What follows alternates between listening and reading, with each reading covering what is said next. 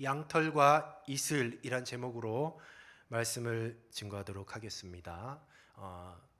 우리 한국교회뿐만 아니라 뭐 전 세계 교회도 마찬가지 있고, 이 그리스도인, 그러니까 이 교회 안에서의 한 가지 문화가 있다고 한다면 그것은 이제 겸손, 겸손이란 큰 미덕, 겸손이란 문화가 있습니다. 물론 성경에서 늘 겸손을 강조하고, 또 하나님께서는 겸손한 자를 또 쓰시기 위하여서 우리도 겸손한 사람이 되기를 원해서 항상 이제 겸손한 자세로 이제 신앙생활을 하려고 노력하고 있습니다. 그런데 우리가 이 겸손이라는 단어를 우리가 잘못 이해해서 마치 겸손이라고 하면 무슨 어떤 사역의 현장에서 아니면 주의 일을 감당함에 있어서 한 발짝 뒤로 이제 물러나서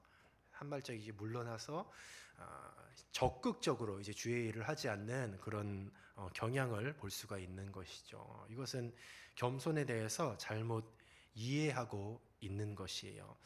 자, 우리가 이런 어떤 교회 안에서 이런 문화들이 있는 것을 우리가 전제하고 제가 한 가지 질문을 한번 해보도록 하겠습니다. 자, 지금 우리 수요 예배에 참석하신 우리 성도님들이 계신데, 자, 하나님께서 누구를 사용하셨을 때 가장 큰 역사가 일어날까요? 본인을 포함해서. 자, 이 질문을 했는데, 자, 나다. 손 들어보십시오. 나다. 괜찮습니다. 자, 여기 담임 목사님까지 포함한 거예요. 담임 목사님을 포함한 여기 계신 모든 성도님들 중에서 한 사람이 그래도 엄연히 말하면 실적이 있을 것 아닙니까? 그래도 이 사람을 하나님이 사용하시면 몇 명을 구원의 역사, 생명을 살리는 역사가 있고 얼마큼 부흥이 되고 이런 실적이 어찌됐건 있을 것 아닙니까? 자, 이 안에서 자, 누구를 사용했을 때 가장 실적이 좋을까? 나다. 한번 손 들어보시죠. 나다. 그러면 확실히 나는 아니다. 한번 손 들어보십시오.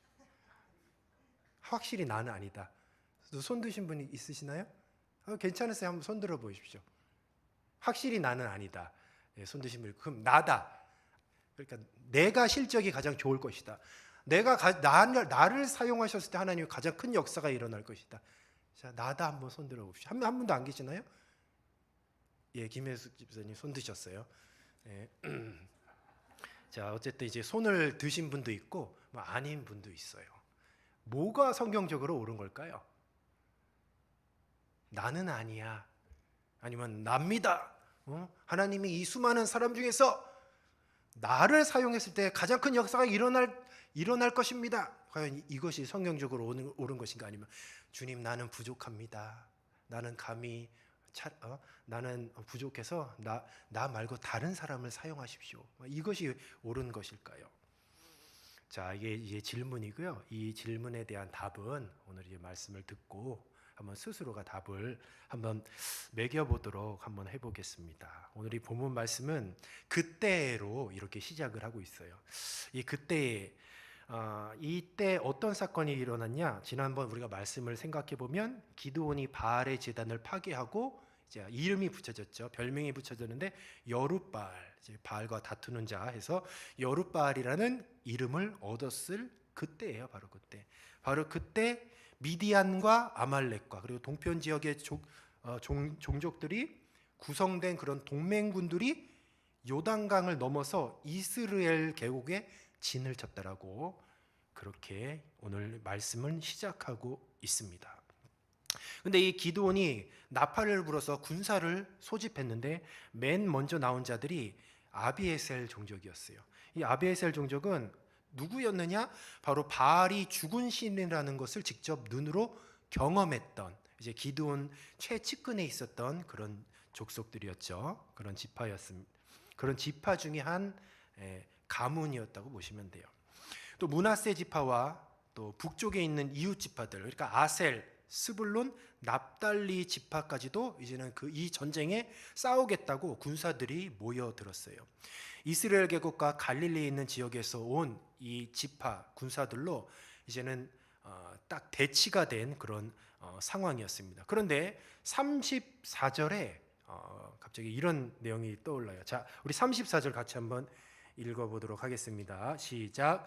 여호와의 영이 기드온에게 임하시니 기드온이 나팔을 불 때 아벨셀이 그 뒤를 따라 부름을 받으니라. 아멘.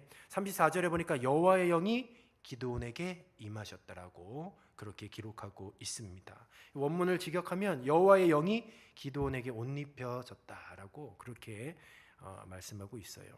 그런데 우리가 33절을 보면 성령이 임했다라는 거죠. 성령이 임했다라는 것이 34절에 나오는데 33절에 동맹군들이 이렇게 모였어요. 근데 여기서 다 함께 모여 33절에 보니까 그때 미디안과 아말렉과 동방 사람들이 다 함께 모여라고 되어 있는데 여기서 이 모여라는 단어가 조금 특별한 단어예요. 히브리어로 보면 니팔 형태를 띠는데 이게 수동 제기형이에요. 그러니까 수동태의 의미가 있는 것이죠. 보통 다 함께 모였다라고 하면 그들 스스로가 모인 것처럼 그렇게 생각하는데 그렇지 않아요. 수동태예요, 수동태. 그러니까 어떤 외부의 힘으로부터 이 동맹군들이 모여졌다라고 그렇게 보시면 되는 것입니다. 그러니까 어떤 외부의 힘으로 인하여서 모여졌어요. 그래서 근데 이 번역상에는 그들이 이제 스스로 모인 것처럼 그렇게 되어져 있다라는 것이죠. 가만히 보면 33절에 동맹군들을 누군가 그러니까 어떤 힘이 이렇게 모이게 했어요. 그리고 34절에 갑자기 여호와의 영이 기드온에게 임했다라고 그렇게 말씀하고 있어요. 결국은 이 동맹군들을 모인 그 힘이 누구냐? 성령님인 거예요. 성령님이 모이게 하시고 그리고 성령님께서 기드온에게 임하셔서 싸울 수 있는 능력을 주셨던 것이죠. 지금 그러니까 저희 교회에서 이제 다음 주 목요일 날 드디어 영화 촬영을 합니다. 네, 누가 아멘이라고 하셨어요? 영화 촬영을 해요. 저희 교회가 이제 유명해질 줄 이런 혹시 모르니까 담임 목사님 사인 좀 받아 놓으십시오. 이렇게 영화에 또 장면이 나오실 수도 있어요. 이렇게 모였어요. 근데 보니까 성령님이 지금 감독이에요. 외부의 군사들을 지금 모이게 해주시고 그럼 주인공이 누구죠? 지금 성령님 찍는 영화의 주인공이 기드온인 거예요. 기드온. 그래서 성령님이 다 구상을 하시고 이제 감독이 되어서 친히 미디안과 아말렉과 동편 지역의 모든 이 종족들을 모아서 동맹군으로 딱 이스라엘 계곡에 진을 치게 직접 모이시게 하셨어요. 그리고 기드온에게 바로 성령을 주셨다라는 거죠. 그러면 이제 어떻게 하면 됩니까? 자, 성령님이 레디 액션 하면은 싸우면 되는 거죠. 왜? 성령님이 감동이니까 성령님께서 이제 시나리오를 다 짜신 거예요. 그래서 결국은 이스라엘 백성이 구원받는 그런 해피엔딩으로 끝나는 것이에요. 그런데 문제는 이 기드온이 자신이 주인공이라는 것을 자꾸 깜빡하는 거예요. 여호와의 영이 기드온에게 먼저 임하니를 지금 강조하고 있어요. 기드온이 인간적으로 준비가 되었다 하더라도 성령의 옷을 입지 않으면 일할 준비가 되지 않은 것이에요. 그래서 하나님께서는 기드온을 세우셔서 인간적으로는 준비가 되어 있지만 이것은 일반적인 전쟁이 아니라 사역, 하나님께서 성령이 역사할 성령의 사역에 지금 기드온이 동참을 하는 것이죠. 결국은 성령님이 하실 일을 감당하기 위해서는 결국 성령을 받아야 된다라는 것이죠. 자, 성령의 옷을 입지 않으면 그래서 아무리 본인 스스로가 인간적으로 준비해도 준비할 수가 없어요. 우리가 하나님의 일을 감당할 때에 가장 첫 번째는 뭐냐? 얼마나 많이 배웠냐도 아니고 특별히 성격 얘기를 많이 해요. 아유, 나는 뭐 트리플 A형인데요. 나는 I인데요. 아니에요. 그게 중요한 게 아니에요. 성격이 아니고 뭐 공부 잘하고 못하고가 중요한 것이 아니에요. 돈이 많고 없고가 중요한 것이 아니에요. 오직 성령의 일을 감당하기 위해서는 성령 받아야 할 줄로 믿습니다. 우리는 그래서 날마다 성령을 구해야 되는 것이에요. 성령이 임하자 기드온이 나팔을 불어서 군사를 소집했는데 이에 백성들이 반응해서 모여들었습니다. 자, 이것이 왜 모였을까라고 한다면 성령님이 하신 거예요. 성령님이 능력을 주셨고 성령님이 싸울 수 있도록 모이게까지 해 주셨어요. 하나님의 사역은 그래서 인간의 사역이 아니에요. 성령을 받지 않으면 절대로 능력을 행할 수가 없습니다. 기드온은 군사 소집을 알리는 나팔을 불었고 이제는 싸울 준비가 모두 다 갖추어져 있습니다. 므낫세 지파, 또 북쪽에 있는 이웃 지파들, 아셀, 스불론, 납달리에서 모든 군사들이 모였어요. 기드온이 마치 생각지도 않은 사람들이 지금 참여하기 시작을 했습니다. 성령이 하시는 증거죠. 이 일로 인하여서 기드온이 용기를 얻어서 이제는 전쟁에 임해야 돼요. 하나님은 하나님의 방법으로 하나님의 일꾼을 도우십니다. 그리고 기드온에게 성령이 임했다라는 것은 우리가 보통 성령이 임했다면 이제 성령 충만을 생각할 수 있는데 여기서 우리가 앞뒤 문맥을 살펴보면 기드온이 성령이 임한 것은 성령 충만은 아니었던 것 같아요. 왜냐하면 바로 이후에 바로 싸워야 되는데 갑자기 뜬금없이 기드온이 하나님께 질문을 하기를 시작을 해요. 근데 그 질문의 내용이 절대로 성령에 충만한 그런 질문은 아니었습니다. 그렇다면 34절에 성령이 임했다라는 것을 어떻게 설명하냐? 성령의 능력을 받았다는 거죠. 성령의 능력. 싸울 수 있는 성령의 능력을 받았고, 그리고 성령님께서 그 외부의 이방 민족들을 모으시고 또 예기치 않은 그 수많은 이스라엘 지파들도 모으셔서 싸울 수 있는 모든 채비를 갖춰 놓으시. 그러니까 성령님께서 싸울 수 있도록 이렇게 도와주셨다는 그런 의미로 보시면 되는 것이죠. 그래서 하나님의 일꾼이란 이 전제 조건은 무엇이냐? 성령 받아야 돼요. 성령을 받아야 바로 성령님의 그 찍는 성령의 사역의 영화에 우리가 드디어 출연을 할 수 있는 것이에요.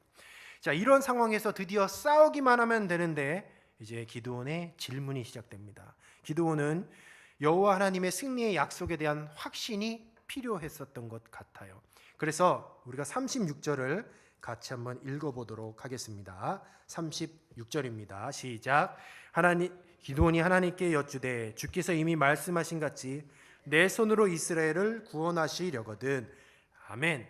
자, 주께서 이미 말씀하신 같이 이미 말씀하셨어요. 내 손에서 이스라엘을 구원하시려거든. 모든 내용을 알 수 있어요. 성령의 옷을 입혀진 기드온의 표징을 요청한 것, 이것은 그래도 그 마음 가운데 아직까지 불신앙이 자리 잡고 있고 여전히 그 마음속에 갈등을 하고 있는 것이에요. 여호와의 임재를 보았지만 아직까지 여호와의 권능을 보지 못했어요. 계속해서 그래서 지금 눈으로 보지 못했기 때문에 표징을 계속해서 구하고 있는 것입니다. 그래서 이제 38절부터 기드온이 하나님께 시험 문제를 내기 시작해요. 기드온의 시험 문제가 이렇습니다. 바로 양털과 이슬이에요. 양털과 이슬. 이슬이 양털에만 있고 사면의 땅이 말라 있으면 바로 여호와 하나님께서 자신을 통해 이스라엘을 구원하시겠다는 약속을 믿겠다라는 것이에요. 그래서 이 이슬이 양털에만 있고 사면의 땅이 말라 있으면 내가 하나님을 믿겠습니다. 자기가 하나님께 쓰임 받는다는 것을 믿겠습니다라고 이야기를 했어요. 근데 그 다음 날 실제로 기드온의 그 문제에 하나님께서 응답하셨습니다. 답으로 응답하셨어요. 그 양털을 쥐어짰더니 물이 그릇에 가득 찬 것을 보았어요. 그러면 거기서 끝나는 것이 아니라 또다시 이번에 하나님께 정반대되는 증거를 요구하는 거예요. 이슬은 마른 땅에만 있고 양털은 말라야 한다는 것이에요. 이때 하나님을 이제 시험한다라고 그렇게 이야기하는데 여기서 보면 이제 사사기 3장 1절에 보면 여호와께서 가나안의 모든 전쟁들을 알지 못한 이스라엘을 시험하려 하시매라고 그렇게 기록하고 있어요. 여기서 이 시험은 결국 하나님께서 이스라엘 백성 전쟁을 알지 못하는 이스라엘 백성들을 시험하시려고 주변에 믿지 않는 이방 민족들이 쳐들어오게 하셨어요. 근데 그것을 시험이라고 했는데 똑같은 단어를 써서 오히려 기드온은 여호와 하나님께 지금 자꾸 시험을 하는 거예요. 계속 시험을 해서 문제를 내는 거죠. 여기서 하나님께서는 또다시 이제 그 문제에 대해서 그 답을 이제 하셨습니다. 놀랍게도 하나님은 두 번째 시험에 응하셔서 바로 40절에 보시면 양털만 마르고 그 주변 땅에는 다 이슬이 있었더라라고 그렇게 응답을 하셨어요. 그러니까 하나님은 기드온의 마음에 가진 그 질문에 대답을 해주셨어요. 결국은 쉽게 얘기하면 기드온의 질문은 이거예요. 주께서 내 손으로 이스라엘을 구원하실 겁니까? 저는 못 믿겠는데요. 정말 나예요? 정말 나입니까? 아직까지 확신이 들지 않았던 거예요. 그거에 대해서 자꾸 시험 문제를 내는 거죠. 주님, 혹시 다른 사람 아니에요? 하나님 혹시 실수하신 건 아닙니까? 나예요? 내가 사사라고요? 내가 저 이방 민족들을 무찌를 저는 강력한 지도력을 가진 사사라고요? 못 믿겠는데요? 계속해서 그런 질문을 하는 거죠. 딱 정리하면 정말 나입니까? 정말 나입니까? 이것을 두 번에 걸쳐서 계속 하나님을 시험했던 것이고 하나님은 답으로 증명하신 거죠. 어떻게? 정말 나입니까? 라는 질문에 너야, 바로 너야 라고 그렇게 대답하신 거죠. 놀라운 것은 이 기드온의 손을 통해 이스라엘을 구원하시겠다는 약속이 바로 이 6장 36절, 7장 2절, 7절, 9절, 14절에서 15절까지 5차례 계속해서 반복하세요. 계속해서 말씀하십니다. 기드온 바로 너다. 바로 너다. 바로 너다.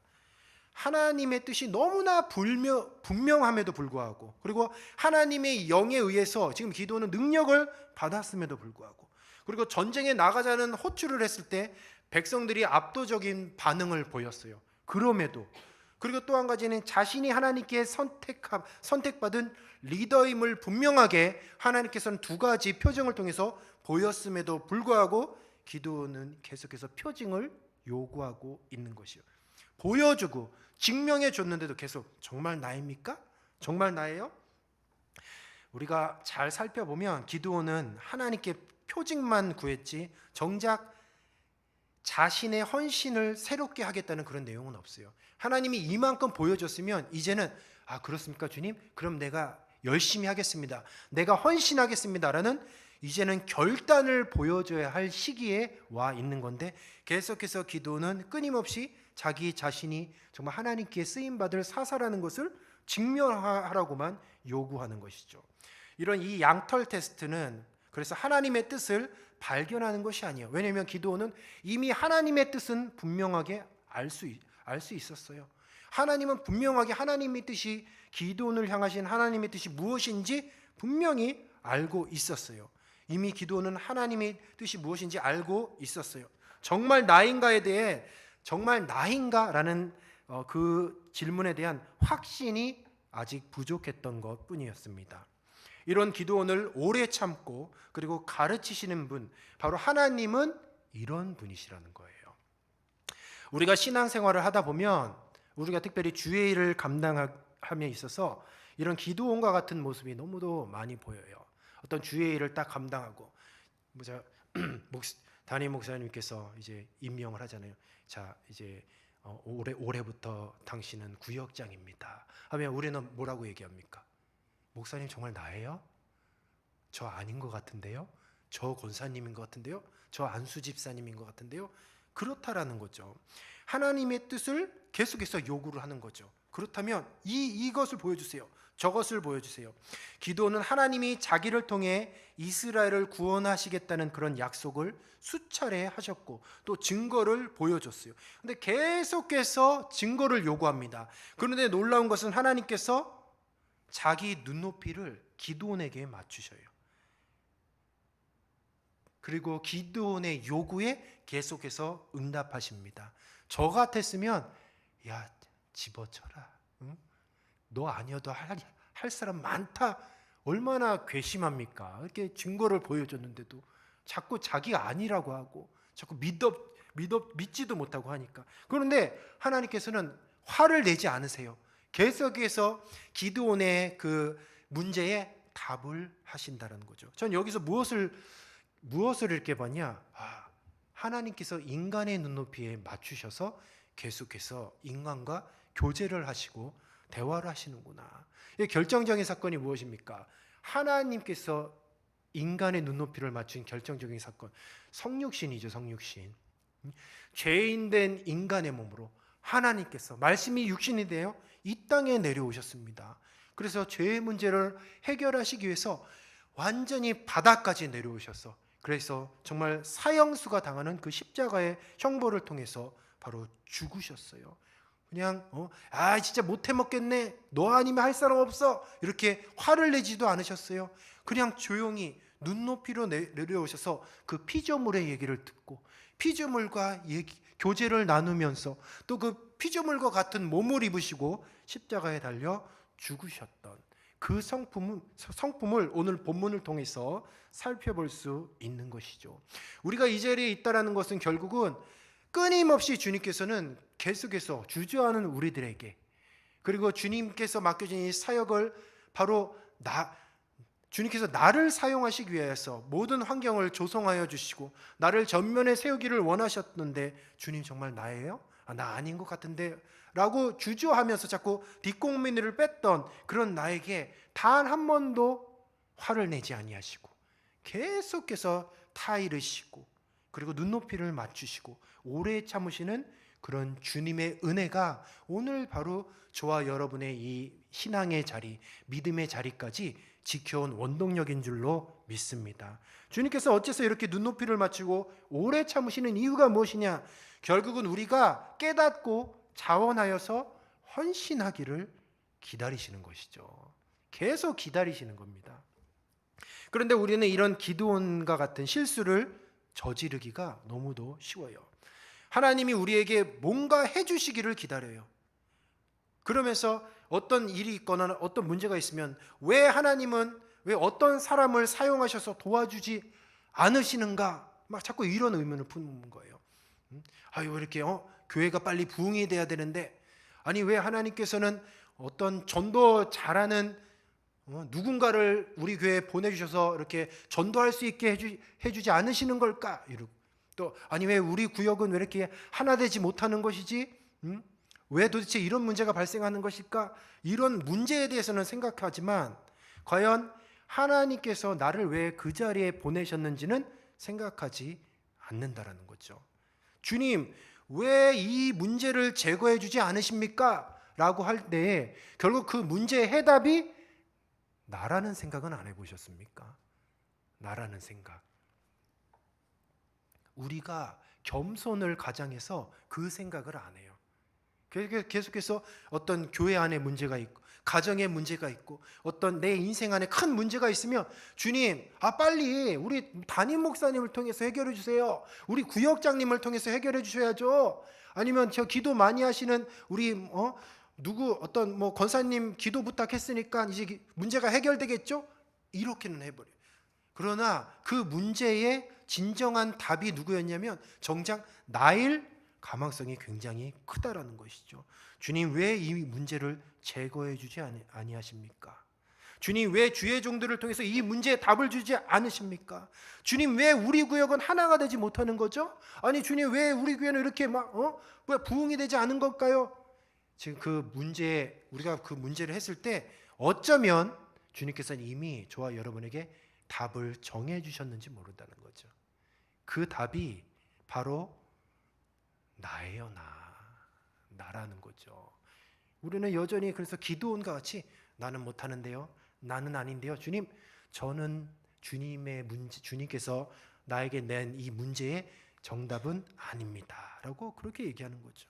대신에 주여, 저를 이 문제를 해결할 다른 사람을 보내주세요. 다른 사람이 기도하게 해주세요. 나를 위해서 많은 사람이 기도하게 해주세요. 본인은 기도 안 하면서 그렇게 한다라는 것이죠. 따지고 보면 우리는 기드온 시대보다 하나님을 더 잘 알고 있어요. 기드온이 당시에 성경이 있었겠습니까? 읽어봐야 모세오경밖에 없었어요. 그런데 우리는 성경, 특별히 완전한 계시, 예수 그리스도를 우리 너무도 잘 알고 있어요. 그리고 어쩌면 우리는 기드온 때보다 하나님의 완전한 말씀을 다 알고 있잖아요. 앞으로 되어질 일들도 다 알고 있어요. 기드온보다 하나님에 대해서 더 확실한 말씀이라는, 이 성경 말씀이라는 확실한 표징이 우리들에게 있어요. 그렇다면 적어도 기드온보다는 우리가 이렇게 주저하는 마음은 없어야죠. 적어도 기드온보다는 우리들의 삶의 여러 가지 문제에 대한 해답은 가지고 있어야 되겠죠. 그러나 주저할 때가 너무도 많이 있다라는 거죠. 저도 이런 문제에 굉장히 많이 속을 때가 있습니다. 뭐 이렇게 목회자에게는 가장 사역 중에서 이제 중요한 사역은 뭐 설교하는 말씀을 증거하는 사역이죠. 이제 저도 이제 단상에 올라서 말씀을 증거하다 보면 제 본인 스스로가 이제 느낄 때가 있어요. 오늘은 이런 상스러운 표현을 해서 죄송합니다. 오늘은 좀 말렸다. 응? 오늘 설교 완전 망했다. 이럴 때가 있습니다. 이럴 때가 있으면 집에 가면 밥맛도 없고 뭐 대화도 하기 싫고 그냥 혼자 있고 싶어요. 그러면서 생각하는 거죠. 주님 정말 나 맞습니까?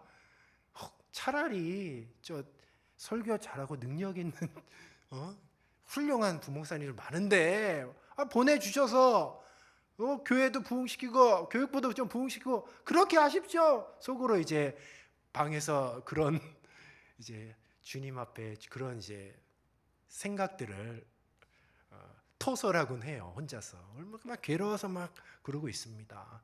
그리고 저희 장인어른 또 큰 교회를 하셔요. 지금 상가 개척교회를 하시는데 이제 인원이 한 10명 정도 이제 되시는 것 같아요. 개척교회 하시는데 예전에 한번 그런 말씀을 저한테 던지시더라고요. 자네 이 교회를 맡아서 해보진 않겠나. 그때부터 제가 잘 안 가요, 집을. 인사만 드리고 무섭더라고요. 제가 다 가봤는데 너무 열악해요. 막 상가 주차장도 없습니다. 상가 시장에 한복판에 개척교회가 얼마나 힘든지 제가 간접 체험을 했기 때문에 제가 감히 그런 얘기를 못해요. 그러면 생각을 한 거죠. 사역에 부족한 모습을 보이면 정말 내가 여기 있는 게 맞는가? 혹시 주님이 그냥 우리 장인어른 하시는 교회 물려받으러 하시는 건가? 그런 생각도 한다라는 거죠. 제가 뭐 큰 교회 작은 교회 이런 걸 폄하하는 게 아니에요. 마음이 연약하고 낙심이 되면 뭐 여러 가지 생각을 한다라는 거죠. 과연 이런 생각을 하는 것이 하나님의 뜻일까요? 하나님이 정말 나에게 원하시는 모습이었을까요? 그렇지 않다라는 거죠. 오늘 본문 말씀을 통해서 비록 좀 실수도 하고 말 버벅거리고 그럼 좌절하고 있으면 오늘 말씀을 통해서 제가 얼마나 위안받는지 몰라요. 나는 아닌 것 같은데요? 주님 나는 못하는데요? 주님 그냥 저는 뭐 능력도 없고 부족한데요? 라고 했을 때 우리 주님께서 아니야. 해답은 바로 너야. 너를 통해서 내가 일한다고.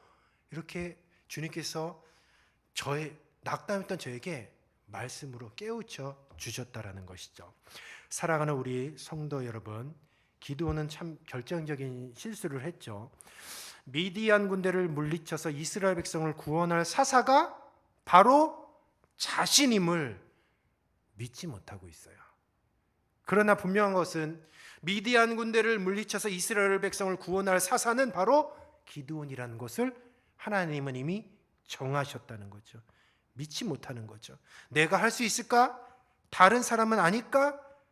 이것은 확실한 것은 하나님의 뜻은 아니라는 것이죠. 절대로 나약한 소리를 하면 안 돼요. 이런 생각을 할 수도 있죠. 나는 나이가 많은데 나는 뭐 늙고 병들었는데 한번 따라해 보겠습니다. 혹시 우리 70 이상 성도님들 한번 따라해 보십시오. 죄송합니다. 따라하라고 해서 아직 한 방 있다. 한 방이 있습니다. 저는 사사 중에서 삼손을 제일 좋아하거든요. 삼손이 연약한 모습이 많았는데 마지막 결정적인 한 방으로 인해서 이스라엘을 이방의 손에서 구원시켰어요. 마지막 그 한 방 때문에 주님 기회를 한 번만 주십시오. 마지막 한 방 때문에 한 방이 있습니다. 한 방. 마지막 한 방.